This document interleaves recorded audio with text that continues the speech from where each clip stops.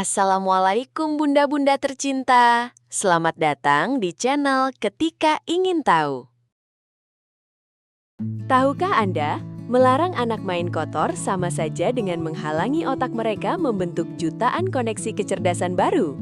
Selamat datang di episode kali ini, di mana kita akan membongkar sebuah rahasia besar yang sering kali dihindari oleh para orang tua modern.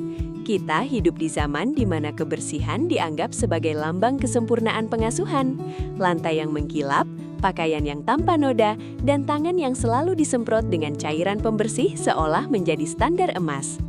Namun, di balik upaya luar biasa kita untuk menjaga anak-anak tetap bersih tanpa celah, kita mungkin secara tidak sengaja telah menutup pintu bagi sebuah proses keajaiban biologis yang paling penting bagi masa depan mereka. Mari kita berkenalan dengan sebuah konsep ajaib bernama neuroplastisitas. Otak anak bukanlah sebuah wadah kosong yang hanya menunggu untuk diisi dengan hafalan angka atau huruf secara pasif. Otak mereka adalah sebuah jaringan hidup yang terus bergerak, berubah, dan merajut koneksi baru setiap detiknya. Neuroplastisitas adalah kemampuan luar biasa otak untuk membentuk dan mengatur ulang koneksi sinaptik sebagai respons langsung terhadap pengalaman. Dan tebak apa pengalaman yang paling kaya akan stimulasi bagi seorang anak yang sedang tumbuh? Ya, alam bebas dengan segala ketidakteraturannya. Tanah basah, lumpur yang lengket, dan tekstur kasar dari pasir liar di taman bermain. Ketika tangan mungil mereka menyentuh lumpur yang dingin dan lengket, sebuah proses luar biasa terjadi di bawah permukaan kulit mereka tanpa kita sadari. Ujung-ujung saraf yang tak terhitung jumlahnya pada jari-jari mereka bereaksi, mengirimkan sinyal listrik berkecepatan tinggi langsung menuju pusat otak. Sentuhan pada tekstur kotor ini memberikan input sensorik yang jauh lebih kompleks, acak, dan mendalam dibandingkan dengan sekadar menyentuh layar gawai yang datar dan monoton. Setiap sensasi baru dari butiran pasir atau lengketnya tanah merah adalah nutrisi utama yang merangsang indera mereka, memaksa otak untuk membangun jembatan-jembatan neuron baru demi memahami lingkungan sekitar secara holistik.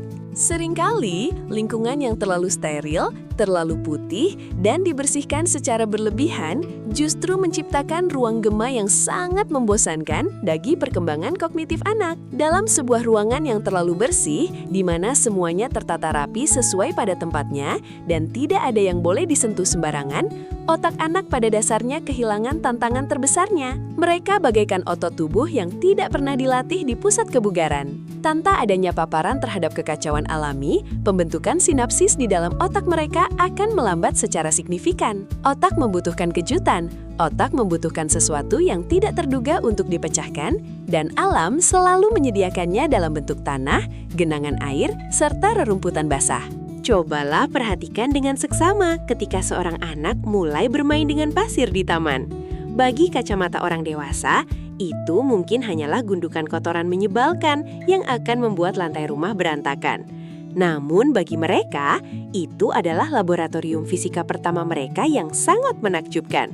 Saat mereka menuangkan pasir dari satu wadah ke wadah lainnya, mengamati bagaimana butiran tersebut mengalir, menumpuk, atau tiba-tiba runtuh, mereka sejatinya sedang mempelajari konsep ruang, volume, massa, dan gravitasi secara intuitif. Pasir mengajarkan kepada mereka hukum sebab dan akibat secara langsung.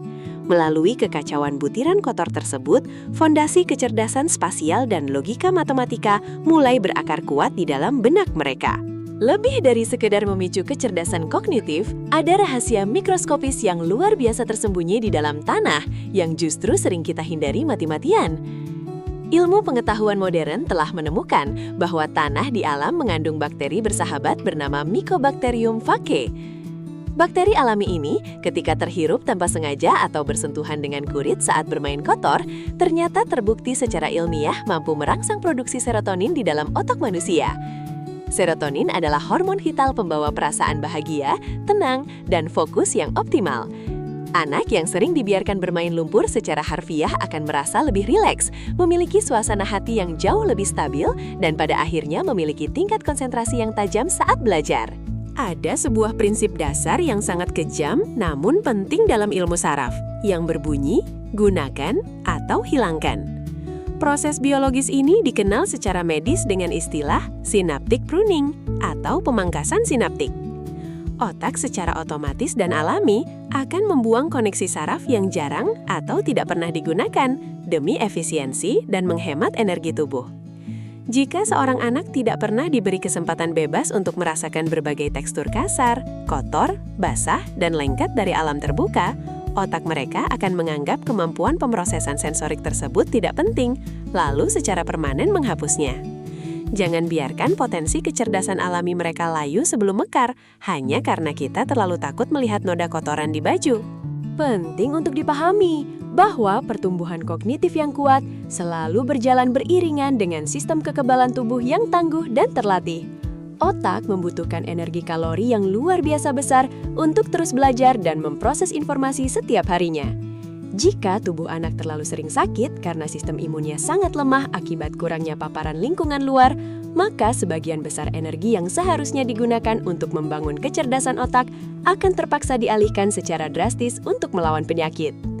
Dengan membiarkan mereka menyentuh tanah dan berbaur dengan mikrobioma alam liar, kita sedang melatih pasukan imun mereka, sekaligus memastikan otak mereka memiliki suplai energi yang stabil dan tidak terganggu untuk terus berinovasi. Selain memperkuat sistem imun, lingkungan alam yang kotor, basah, dan sama sekali tidak teratur secara tidak langsung memaksa anak untuk mengembangkan keterampilan pemecahan masalah yang luar biasa cepat. Mengambil keputusan saat berjalan melintasi medan lumpur yang licin dan tidak rata membutuhkan koordinasi motorik dan kalkulasi yang jauh lebih rumit daripada sekadar berjalan santai di atas lantai ubin yang datar. Otak dituntut untuk menghitung sudut kemiringan secara presisi, memprediksi kepadatan tanah di jakan, dan menyeimbangkan berat badan secara instan. Ini adalah bentuk senam kognitif tingkat tinggi. Setiap kali mereka berhasil melompati genangan lumpur basah tanpa terjatuh, sebuah sirkuit baru berisi kepercayaan diri dan keberanian taking risk diukir permanen. Di luar dugaan, aktivitas bermain kotor juga menjadi fondasi psikologis yang luar biasa untuk akselerasi perkembangan bahasa dan perluasan kosakata sang anak. Saat jari jemari mereka memegang tanah liat tebal atau menggali pasir basah yang berat, mereka mengalami dan merasakan pengalaman sensorik fisik yang sangat nyata. Ketika kita hadir mendampingi mereka dalam ketenangan, lalu menyebutkan kata-kata sifat seperti kasar, licin, dingin, atau lengket, otak mereka dengan seketika mengaitkan kata-kata verbal yang abstrak tersebut dengan sensasi fisik langsung yang sedang mereka rasakan. Pemahaman bahasa menjadi jauh lebih cepat diakses dan tertanam lebih dalam secara emosional dibandingkan hanya sekedar menunjuk gambar ilustrasi di dalam buku. Pada akhirnya, tantangan terbesar dari keseluruhan konsep ini sebenarnya bukanlah terletak pada diri sang anak, melainkan berada tepat di dalam pikiran kita sebagai orang tua. Ketakutan irasional kita terhadap kuman, bakteri, dan rasa enggan menghadapi kerepotan mencuci baju yang menumpuk seringkali menjelma menjadi awan gelap yang menutupi cahaya kebebasan eksplorasi mereka. Kita harus segera belajar melepaskan kecemasan yang mengekang tersebut. Mengasuh dan membesarkan seorang anak yang jenius selalu membutuhkan keberanian mental untuk membiarkan segala sesuatunya menjadi berantakan sementara waktu. Ini adalah sebuah bentuk perenungan spiritual bagi kita untuk mulai mengubah sudut pandang radikal bahwa noda di pakaian bukanlah tanda kegagalan. Bayangkan sejenak saat mereka dengan tekun mendirikan benteng dari lumpur sendirian di halaman belakang. Secara metaforis, mereka sesungguhnya sedang membangun istana imajinasi dan logika mereka sendiri. Dalam kesendirian yang penuh fokus dan ketenangan tersebut, rentang perhatian alami mereka memanjang secara drastis melebihi biasanya. Mereka belajar sebuah seni kehidupan untuk tidak mudah menyerah atau menangis ketika menara lumpur yang susah payah mereka buat tiba-tiba runtuh tak bersisa. Mereka secara mandiri menganalisis letak kesalahannya, memadatkan struktur tanah dengan lebih kuat, dan membangunnya kembali dari titik nol. Resiliensi atau kemampuan tangguh untuk bangkit tegak dari kegagalan adalah salah satu indikator paling akurat penentu kesuksesan. Pada penghujung hari yang melelahkan namun penuh makna tersebut, segala kekacauan fisik ini pasti memiliki batas akhir.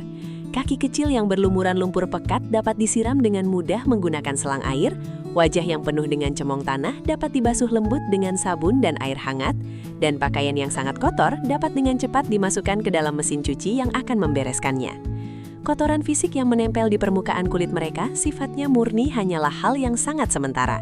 Namun, apa yang benar-benar telah terjadi dan berproses di dalam ruang gelap tempurung kepala mereka adalah hal yang ajaib dan abadi. Jutaan sinapsis baru yang telah terhubung tidak akan pernah luntur. Anak kecil yang selalu berani untuk kotor dan menjelajah hari ini adalah bibit unggul dari mereka yang kelak akan tumbuh bertransformasi menjadi para pemikir kreatif, inovator ulung, dan pemecah masalah paling handal di masa depan yang penuh gejolak.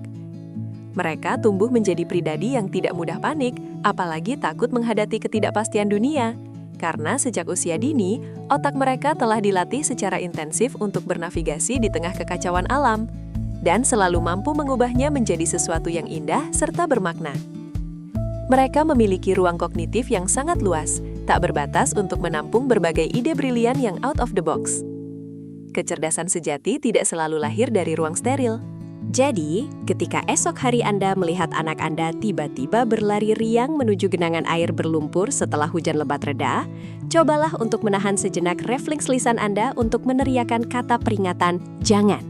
Ambil napas yang sangat dalam, mundurlah satu langkah dengan senyuman, dan biarkan keajaiban biologis neuroplastisitas bekerja mengambil alih kendali.